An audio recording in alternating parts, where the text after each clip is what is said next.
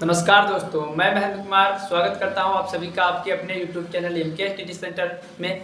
आज के इस वीडियो में हम देखेंगे कि हमारे ऐतिहासिक स्रोत क्या होते हैं। इसके पहले वाले वीडियो में हमने देखा था कि इतिहास को कितने भागों में डिवाइड किया गया है, यानी उसका हमने विवरण देखा था कि किस किस भागों में हमने डिवाइड किया है। आज के ये हमारा लेक्चर 2 है, इसमें हम देखेंगे ऐतिहासिक स्रोत क्या होते हैं, कि हम किन किन माध्यमों से अपने इतिहास को देख सकते हैं, अपने प्राचीन काल को हम देख सकते हैं, उन्हीं के माध्यम में हम बात करेंगे। चलिए आज हम देख लेते हैं। सबसे पहले हमने लिख रखा है कि ऐतिहासिक स्रोत क्या होते हैं। ऐतिहासिक स्रोतों को हम पहले डिवाइड कर लेते हैं 3 भागों में। कितने भागों में? 3 भागों में।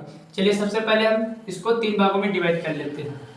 अगर आपने अभी तक पिछला वीडियो नहीं देखा तो आप हमारे चैनल में जाकर के उसको देख सकते हैं। इसको हम 3 भागों में डिवाइड कर लेते हैं। सबसे पहला है हमारा पुरातात्विक स्रोत, पुरातात्विक स्रोत। दूसरा है हमारा साहित्यिक स्रोत, साहित्यिक स्रोत। तीसरे में हम देखेंगे कुछ विदेशी यात्रियों के विवरण देखेंगे, यात्रियों के विवरण। इस प्रकार से हम इसको 3 भागों में डिवाइड कर लेते हैं। बारी बारी से इसको हम पढ़ेंगे। सबसे पहले आज हम पढ़ेंगे पुरातात्विक स्रोत। पुरातात्विक स्रोत हम किन किन माध्यमों से देखेंगे, तो चलिए इसको भी हम देख लेते हैं। कितने इसको भागों में हम डिवाइड कर लेते हैं। इसके बाद में हम एक एक करके इसमें से डिस्कस करेंगे। सबसे पहले जो हम देखेंगे वो है हमारे, इसको कलर चेंज कर लेते हैं, अभिलेख। अभिलेखों के माध्यम से इसको हम देखेंगे, अभिलेखों के माध्यम से देखेंगे। और इसमें हमारे हो जाएंगे मुद्राओं के माध्यम से देखेंगे, जो हमारी मुद्राएं होती हैं उनके माध्यम से देखेंगे। स्मारक एवं भवन, स्मारक एवं भवन के माध्यम से देखेंगे। जो हमारी मूर्तिकला के माध्यम से देखेंगे, मूर्तिकला के माध्यम से देखेंगे। चित्रकला के माध्यम से देखेंगे, चित्रकला के माध्यम से देखेंगे। और लास्ट जो हमारे बचे हुए अवशेषों के माध्यम से देखेंगे, अवशेष। इस प्रकार से हम देखेंगे, इस प्रकार से हम पूरा वीडियो को लेकर के चलेंगे। एक एक करके हर वीडियो में हम डिस्कस करेंगे। जैसे कि आज हम इसमें डिस्कस करने वाले हैं अभिलेख। अभिलेखों के बारे में आज हम संपूर्ण जानकारी ग्रहण करेंगे। सबसे पहले देखेंगे कि जो हमारे अभिलेख है ये कहाँ कहाँ हमको देखने को मिलते हैं। तो अभिलेख हमारे जो होते हैं, अभिलेख हमारे जो हमारे मंदिरों थे, प्रतिमाएं थी और भवनों, जैसे कि यहाँ पे लिखा हुआ है, भवनों के माध्यम से वहां पे हमारे अभिलेख मिलते हैं। उन्हीं के माध्यम से हमारे इतिहास के बारे में हमको जानकारी मिलती है। चलिए हम देख लेते हैं अभिलेख के बारे में हम आज जानकारी प्राप्त करेंगे। अभिलेख, तो चलिए हेडिंग लगाते हैं अभिलेख। आज हम पूरी चर्चा जो है वो अभिलेख के ऊपर करने वाले हैं। सबसे पहले देखेंगे कि अभिलेखों का अध्ययन क्या कहलाता है। अभिलेखों का अध्ययन, अभिलेखों का अध्ययन। जब हम अभिलेखों को पढ़ने जा रहे हैं तो अभिलेखों का अध्ययन क्या कहलाता है, इसको हमें पता होना चाहिए। अभिलेखों का अध्ययन कहलाता है एपिग्राफी। तो सबसे पहले हम याद करेंगे अभिलेखों के अध्ययन को क्या कहते हैं, एपिग्राफी कहते हैं। पहला पॉइंट है, पॉइंट वाइज हम पढ़ाएंगे। पॉइंट एक एक पॉइंट आप लोग डिस्कस करते रहेंगे और आप लोग नोट करते रहेंगे। सबसे पहला जो पॉइंट है उसको हम डिस्कस करेंगे,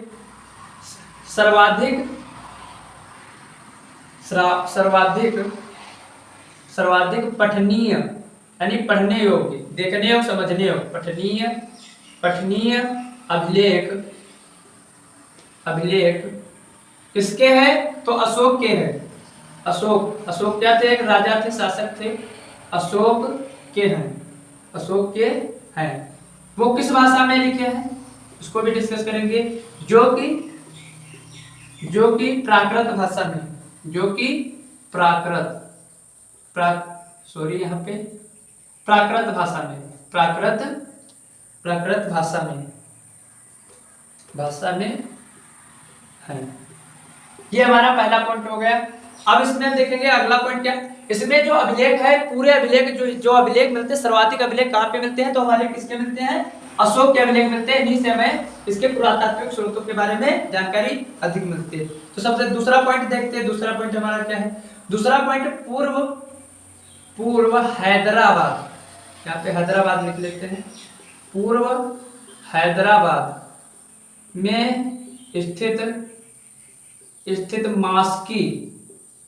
मास्की मास्की से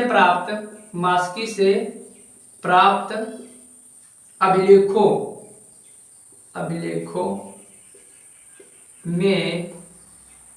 में अशोक के नाम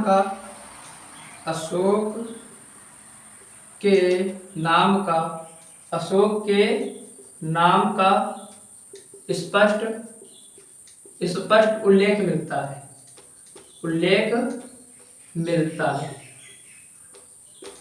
है। तो हैदराबाद में एक स्थित है मास्की जगह, वहां से जो हमें अभिलेख प्राप्त होते हैं वहां पे हमें क्या देखने को मिलता है कि अशोक के नाम का स्पष्ट उल्लेख देखने को मिलता है, जिन्हें वहां पे क्या कहा गया है कि देवताओं का प्रिय प्रियदर्शी राजा कहा गया है। क्या कहा गया है कि देवताओं का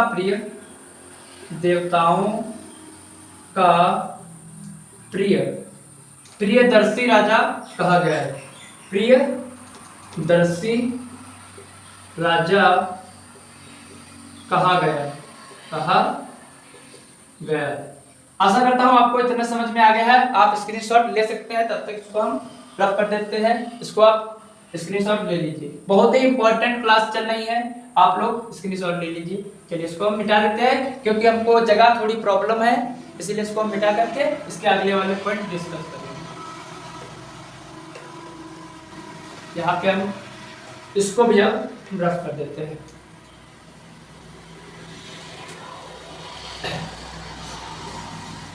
एक बार हम सब रिवाइज कर देते हैं जो अभी तक पढ़ा है। सबसे पहले हमने बताया है कि हमारे जो अभिलेख होते हैं, अभिलेखों के अध्ययन को क्या कहते हैं, एपिग्राफी कहते हैं। पूर्व हैदराबाद में एक जगह है जो कि जिसका नाम मास्की है, वहां से जो हमें अभिलेख प्राप्त हुए हैं उसमें क्या हुआ कि अशोक के नाम का स्पष्ट उल्लेख किया गया है और उसमें उनको क्या किया गया है, देवताओं का प्रियदर्शी राजा कहा गया। यहाँ तक हमने डिस्कस किया है, अब इसके आगे हम डिस्कस करेंगे।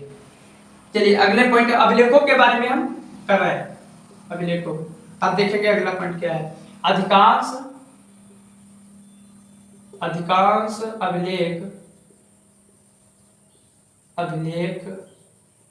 अभिलेख ब्राह्मी लिपि में। कौन से लिपि में है? तो ब्राह्मी लिपि में। ये याद रखना है, जो अशोक के अभिलेख है वो अधिकांश किसमें है? तो ब्राह्मी लिपि में है। अच्छा, ये जो ब्राह्मी लिपि होती है वो कैसे लिखी जाती है? वो हमारी बाएं से दाएं की ओर लिखी जाती है। बाएं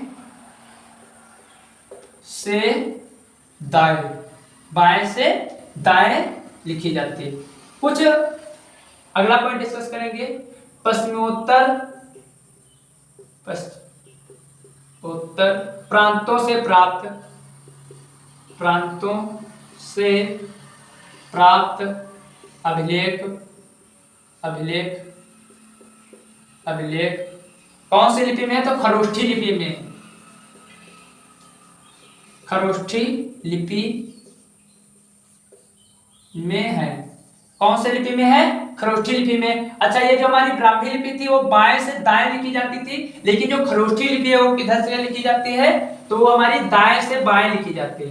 दाएं से बाएं लिखी जाती है, ये इतना याद रखना, दाएं से बाएं लिखी जाती है। अब अगला पॉइंट डिस्कस करेंगे। अगला पॉइंट है हमारा पाकिस्तान। इससे कलर से लिखते हैं पाकिस्तान एवं अफगानिस्तान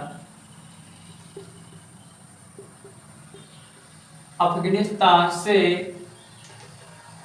प्राप्त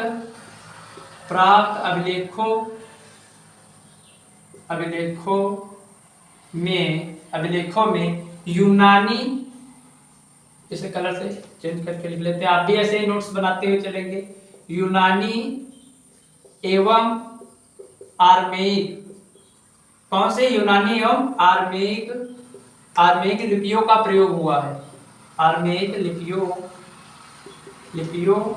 का प्रयोग हुआ। यहां तक आपको समझ में आ गया होगा। अब अगला पॉइंट जो डिस्कस करते हैं, अगला पॉइंट हमारा क्या है?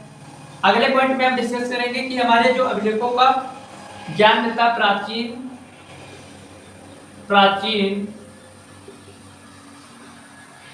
अभिलेखों का ज्ञान लगभग 2500, कितने, सॉरी यहाँ पे 2500 ले लेते हैं, 2500 ईसा पूर्व, 2500 ईसा पूर्व हड़प्पा कालीन, हड़प्पा, यहाँ पे हड़प्पा लिख लिया हमने, हड़प्पा कालीन के हैं, हड़प्पा कालीन के हैं, हड़प्पा कालीन के हैं, जिसमें क्या नहीं किया गया, मोहरों पर भाव चित्रात्मक लिपि यहाँ पे लिख देते हैं, लिपि के रूप में अंकित है, अंकित यानी लिखे हुए, अंकित है। अब अगला पॉइंट डिस्कस करते हैं, यहाँ पे नीचे लिख लेते हैं, यहीं पे नीचे लिख लेते हैं। अब जो अशोक के अभिलेख है, किसी ने तो उसको पढ़ा होगा, तो किसने पढ़ा था सर्वप्रथम, तो लिखेंगे अशोक के अभिलेखों को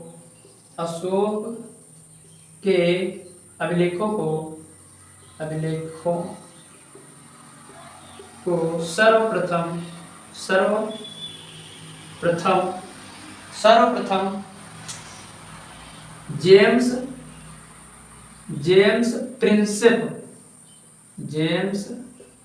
प्रिंसेप, इसने जेम्स प्रिंसेप ने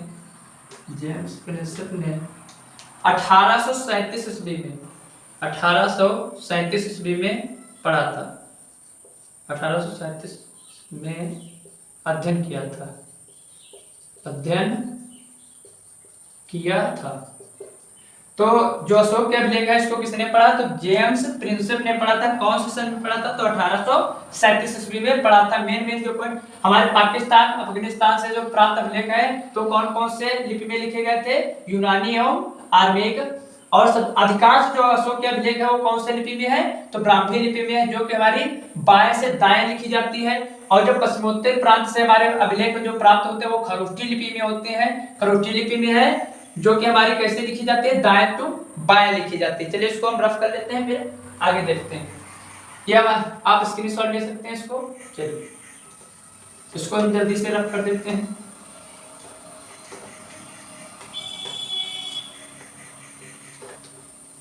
बने रहिए आप लोग हमारे साथ ऐसे ही।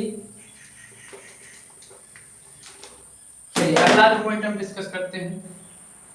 अगला पॉइंट हमारा क्या है, अब हम जो हमारे जो अभिलेख हमको हम 3 भागों में डिवाइड कर लेते हैं, प्रथम श्रेणी के अभिलेख, द्वितीय श्रेणी के अभिलेख और तृतीय श्रेणी के अभिलेख। तो सबसे पहला पॉइंट हम लिख लेते हैं प्रथम श्रेणी के अभिलेख। लिखेंगे प्रथम श्रेणी के अभिलेखों में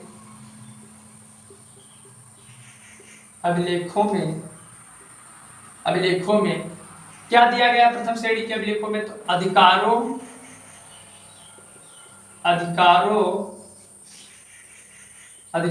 जनता के लिए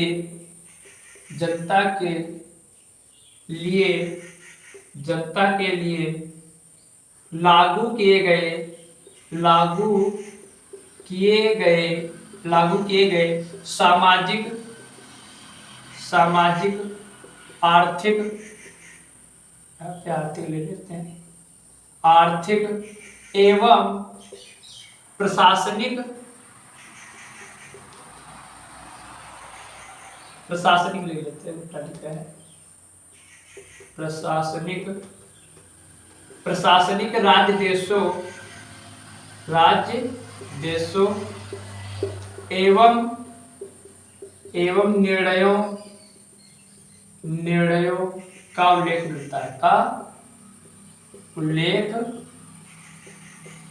मिलता है।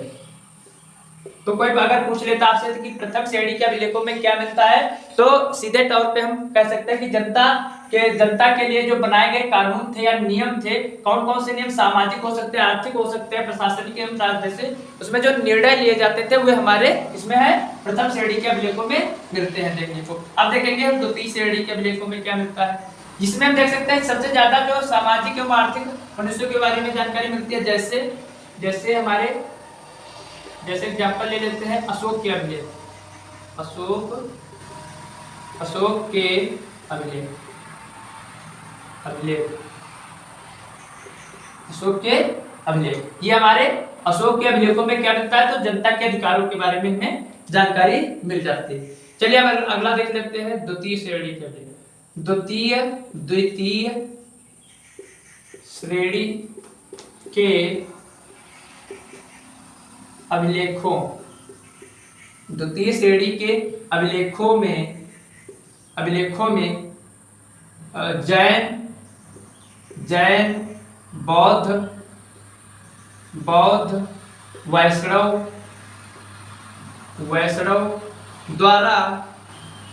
द्वारा प्रतिमाओं पे बनाए गए जो हमारे चित्र थे उनको देखने को मिलते थे। द्वारा बनाए गए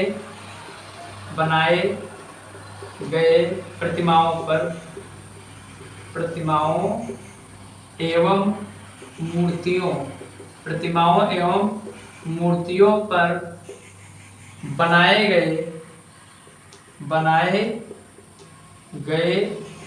भावात्मक कह सकते हैं, चित्रात्मक कह सकते हैं,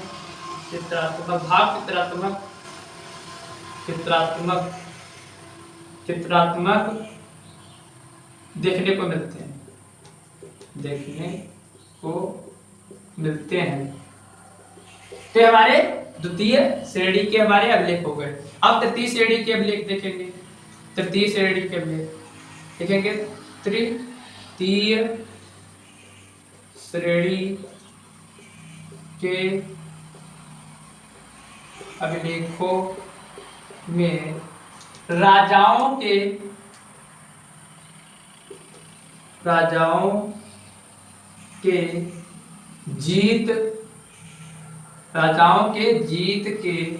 जीत या इसी को कह सकते हैं विजय, इसको कह सकते हैं विजय के बारे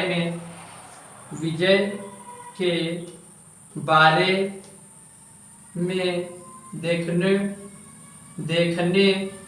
को तो मिलता है परंतु दोषों के बारे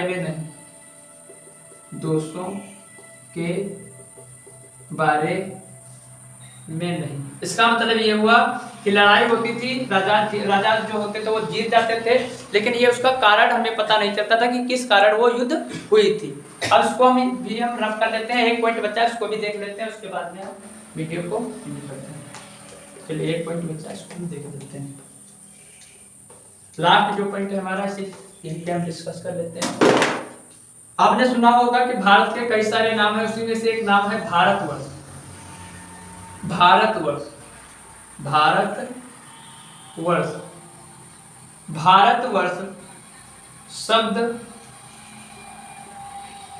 शब्द का उल्लेख सर्वप्रथम कहाँ पे मिलता है, तो हाथी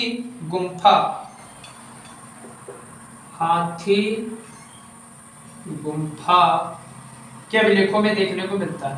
हाथी गुम्फा के अभिलेखों में देखने को मिलता है। आशा करता हूँ आपको ये वीडियो बहुत ही पसंद आया होगा। तो हमारे चैनल को सब्सक्राइब कर लीजिए। प्रतिदिन हम आपके लिए मेहनत करते हैं और एक वीडियो इसी प्रकार से लेते हैं। अभी तो हम प्राचीन भारत का इतिहास देख रहे हैं, इसके बाद में मध्यकालीन भारत का इतिहास देखेंगे, फिर आधुनिक भारत का इतिहास। पूरा इतिहास हम एक भी पॉइंट छोड़ने वाले नहीं, एक पॉइंट हम डिस्कस करते चलेंगे। तो आप हमारे चैनल को सब्सक्राइब कीजिए और ज़्यादा से ज़्यादा शेयर कीजिए, लाइक कीजिए। धन्यवाद।